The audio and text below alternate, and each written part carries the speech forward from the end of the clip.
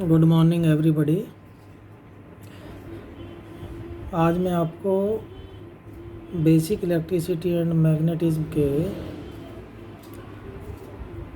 Second lecture में आपको transformer व कंडेंसर के बारे में जानकारी दूंगा। तो सबसे पहले मैं कंडेंसर ना करके मैं सबसे पहले आपको ट्रांसफार्मर की जानकारी देता हूँ। तो ट्रांसफार्मर में भी हम ऑटो ट्रांसफार्मर नहीं बल्कि मैनुअल ट्रांसफार्मर की बात करते हैं। तो ट्रांसफार्मर क्या है दोस्तों? ट्रांसफार्मर एक ऐसा विद्युतीय उपकरण है जो एसी धारा या वोल्टेज को एक मान से दूसरे वांछित मान में, दूसरे रिक्वायर्ड मान में बिना फ्रीक्वेंसी बदले परिवर्तित कर देता है। तो ट्रांसफार्मर एक ऐसा इलेक्ट्रिकल इक्विपमेंट है, ये फ्रीक्वेंसी चेंज नहीं करता बल्कि सेम फ्रीक्वेंसी पर हमारे एसी वोल्टेज को रिक्वायर्ड एसी वोल्टेज में ही चेंज करता है। ट्रांसफार्मर के पार्ट की बात करें तो ट्रांसफार्मर में एक प्राइमरी कुंडली होती है, दूसरी सेकेंडरी कुंडली होती है, तीसरा लोहे की लेमिनेटेड कोर्स होती हैं। तो दोस्तों ट्रांसफार्मर एसी इनपुट लेता है और रिक्वायर्ड वैल्यू में एसी आउटपुट ही देता है। इसका डीसी वोल्टेज से कोई लिंक नहीं है, ना डीसी लेता है ना डीसी देता है। ट्रांसफार्मर में एक प्राइमरी कुंडली होती है जिसमें हम इनपुट सप्लाई देते हैं एसी की, और जो द्वितीयक कुंडली होती है, हमारी द्वितीयक कुंडली से आउटपुट हमें मिलती है रिक्वायर्ड वैल्यू की। जो आवश्यक वैल्यू हमें चाहिए उस हिसाब से हम उसको चूज करते हैं। ट्रांसफार्मर निम्न सिद्धांत का पालन करता है। कैपिटल E1 अपॉन N1, या इसका उल्टा भी कह सकते हैं, N1 upon E1 is equal to N2 upon E2, या E2 upon E1 is equal to E2 upon E1 is equal to N2 upon N1।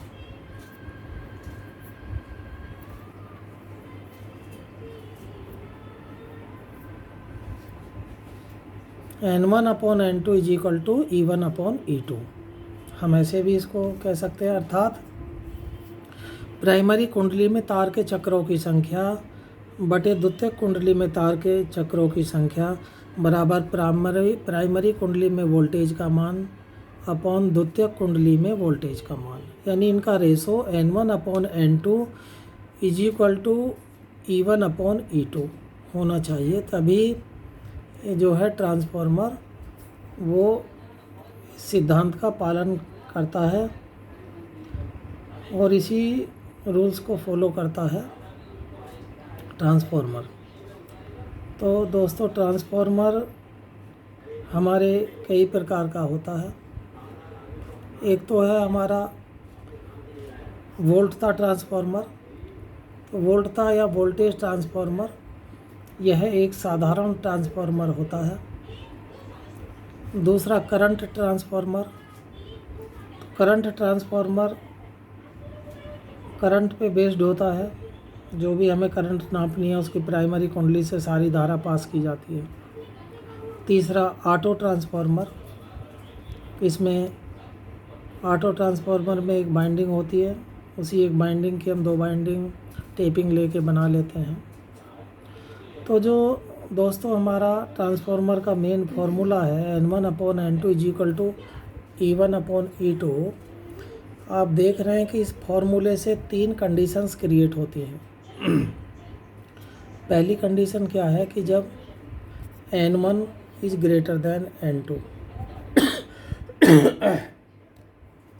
जब N1 is greater than N2 अर्थात ये कह सकते हैं कि प्राइमरी कुंडली में तार के चक्रों की संख्या बराबर प्राइमरी कुंडली में तार के चक्रों की संख्या बड़ी है द्वितीयक कुंडली में तार के चक्रों की संख्या की। बोला ना कि N1 is greater than N2, जहाँ N1 प्राइमरी कुंडली में तार के चक्रों की संख्या है तथा N2 द्वितीयक कुंडली में तार के चक्रों की संख्या है। तो पहली इस फॉर्मूले से जो N1/N2 is equal to E1/E2 है, इस फॉर्मूले से 3 कंडीशन क्रिएट होती है। मैं पहली कंडीशन लेके चलता हूँ कि जब N1 is greater than N2 अर्थात प्राइमरी कुंडली में तार के चक्रों की संख्या बड़ी है द्वितीयक कुंडली में तार के चक्रों की संख्या से। चूँकि N1 is greater than N2 इसलिए E1 is greater than E2। चूँकि प्राइमरी कुंडली में तार के चक्रों की संख्या द्वितीयक कुंडली में तार के चक्रों की संख्या से अधिक है, इस प्रकार अधिक वोल्टेज कम वोल्टेज में बदल जाती है। इस प्रकार के ट्रांसफार्मर को, जिसमें अधिक वोल्टेज कम वोल्टेज में बदल जाती है, स्टेप डाउन ट्रांसफार्मर कहलाता है। चूँकि आउटपुट हमें द्वितीयक कुंडली से ही मिलनी है तो वो आउटपुट कम मिलेगी इसके मुकाबले, चूँकि द्वितीयक में तार के चक्रों की संख्या कम है प्राइमरी के मुकाबले। तो ऐसे ट्रांसफार्मर को हम स्टेप डाउन ट्रांसफार्मर कहते हैं, अर्थात जहाँ पे हमें ज़्यादा वोल्टेज इनपुट दे के कम वोल्टेज की आवश्यकता हो तो वहाँ पर स्टेप डाउन ट्रांसफार्मर का प्रयोग करते हैं। दूसरा है दोस्तों नंबर 2, जब N1 छोटा है N2 से अर्थात N1 is less than N2। ऐसा कह सकते हैं कि प्राइमरी कुंडली में तार के चक्रों की संख्या द्वितीयक कुंडली में तार के चक्रों की संख्या से कम है, या हम इसको उलट भी सकते हैं, द्वितीयक कुंडली में तार के चक्रों की संख्या प्राइमरी कुंडली में तार के चक्रों की संख्या से अधिक है। इस प्रकार कम वोल्टेज अधिक वोल्टेज में बदल जाती है। इस प्रकार के ट्रांसफार्मर को स्टेप अप ट्रांसफार्मर कहते हैं, क्योंकि उसने कम वोल्टेज लेके ज़्यादा वोल्टेज बनाई, इसलिए इसने अप कर दिया वोल्टेज को, इनपुट वोल्टेज को अप करके आउटपुट अप हो गई, तो इसको स्टेप अप ट्रांसफार्मर कहते हैं।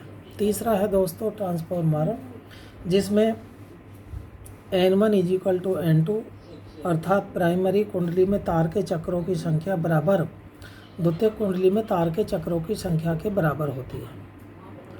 तो ऐसे ट्रांसफार्मर में जिसमें दोनों में तार के चक्रों की संख्या एक समान है, ऐसे ट्रांसफार्मर की कोयल्स में वोल्टेज का मान भी एक समान होगा। ऐसे ट्रांसफार्मर को आइसोलेशन ट्रांसफार्मर कहते हैं। तो ट्रांसफार्मर इस कंडीशन के हिसाब से 3 प्रकार के हुए, एक स्टेप डाउन ट्रांसफार्मर, दूसरा स्टेप अप ट्रांसफार्मर और तीसरा आइसोलेशन ट्रांसफार्मर। तो ट्रांसफार्मर के प्रकार मैंने आपको बताए।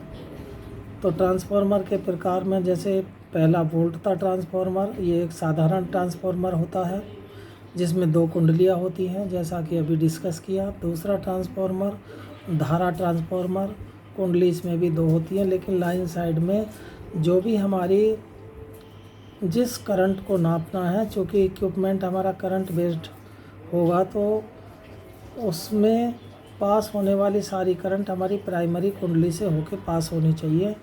तो उसमें एक वो अमीटर लगा देते हैं, उस अमीटर से पास होने वाली सारा द्वितीयक कुंडली में एक अमीटर लगा देते हैं जिसमें प्राइमरी कुंडली में पास होने वाली सारी धारा का मान का पता लग जाता है और वो जो है करंट की वैल्यू बताता है। तो ये करंट ट्रांसफार्मर है। और तीसरा ऑटो ट्रांसफार्मर। ऐसे ट्रांसफार्मर ऑटो ट्रांसफार्मर में एक कुंडली होती है, केवल 2 कुंडली नहीं होती। तो ऑटो ट्रांसफार्मर में एक कुंडली को ही हम टेपिंग लेके द्वितीयक कुंडली बना लेते हैं। इसमें तार का कम खर्चा होता है और ये आसानी से बन जाती है। तो ये थे ट्रांसफार्मर के प्रकार। इसमें हम फिर बात करते हैं कि डिफरेंस क्या है स्टेप अप और स्टेप डाउन ट्रांसफार्मर में अंतर। तो स्टेप अप और स्टेप डाउन ट्रांसफार्मर में अंतर बताइए, ऐसा एक क्वेश्चन हम आपको डिस्कस कर रहे हैं। तो वो इसमें 3 कंडीशंस हैं स्टेप अप और स्टेप डाउन ट्रांसफार्मर को एक्सप्लेन करने के लिए। मैं नंबर 1 स्टेप अप ट्रांसफार्मर की बात करता हूँ। तार के चक्रों की संख्या के आधार पे step up transformer, number 1 step up transformer वह ट्रांसफार्मर होता है जिसमें द्वितीयक कुंडली में तार के चक्रों की संख्या प्राइमरी कुंडली में तार के चक्रों की संख्या से अधिक होती है। इसके अपोजिट स्टेप डाउन ट्रांसफार्मर में द्वितीयक कुंडली में तार के चक्रों की संख्या प्राइमरी कुंडली में तार के चक्रों की संख्या से कम होती है। तो ये तो हुआ तार के चक्रों की संख्या के आधार पर डिफरेंस। दूसरा डिफरेंस लेते हैं हम वोल्टेज के आधार पर। तो वोल्टेज के आधार पर स्टेप अप ट्रांसफार्मर वह ट्रांसफार्मर है जिसमें द्वितीयक कुंडली में वोल्टता का मान प्राइमरी कुंडली में वोल्टता के मान से अधिक होता है। इसके अपोजिट है step down transformer. Step down transformer में द्वितीयक कुंडली में वोल्टता का मान प्राइमरी कुंडली में वोल्टता के मान से कम होता है। और तीसरा है दोस्तों इसका डिफरेंस यूज के हिसाब से। तो जो स्टेप अप ट्रांसफार्मर है उसका उपयोग पावर हाउस में दूर तक सप्लाई भेजने के लिए इसका उपयोग पावर हाउस के अंदर करते हैं। तो जो गांव या शहरों को 50-100 किलोमीटर दूर पे सप्लाई भेजी जाती है वो स्टेप अप करके भेजी जाती है। तब वहाँ पर बड़े पावर हाउस में एक स्टेप अप ट्रांसफार्मर लगाते हैं। लेकिन स्टेप डाउन का प्रयोग कहाँ करते हैं? स्टेप डाउन का प्रयोग गांव, शहर या कस्बों में करते हैं जहाँ पे हमारी बड़े पावर हाउस से स्टेप अप होकर सप्लाई आई है, उसको हमें डाउन करने के लिए वहाँ पर स्टेप डाउन ट्रांसफार्मर लगाते हैं और फिर स्टेप डाउन ट्रांसफार्मर से सप्लाई घरों को, गाँव को या कस्बों को, सिटी के अंदर डिस्ट्रीब्यूट कर दी जाती है। तो ये था दोस्तों ट्रांसफार्मर। तो ट्रांसफार्मर पे मैंने आपको पूरी डिटेल बताई और ये मैनुअल ट्रांसफार्मर है जो इस सिद्धांत पर कार्य करता है। तो ट्रांसफार्मर फिर से इसकी परिभाषा को एक्सप्लेन करता हूँ। ट्रांसफार्मर एक ऐसा विद्युतीय उपकरण है जो एसी धारा या एसी वोल्टेज को एक वांछित मान से दूसरे वांछित मान में, यानी एक रिक्वायर्ड वैल्यू से दूसरी रिक्वायर्ड वैल्यू में बिना आवृत्ति बदले अर्थात बिना फ्रीक्वेंसी बदले परिवर्तित कर देता है। ऐसा इक्विपमेंट ट्रांसफार्मर कहलाता है। तो थैंक यू।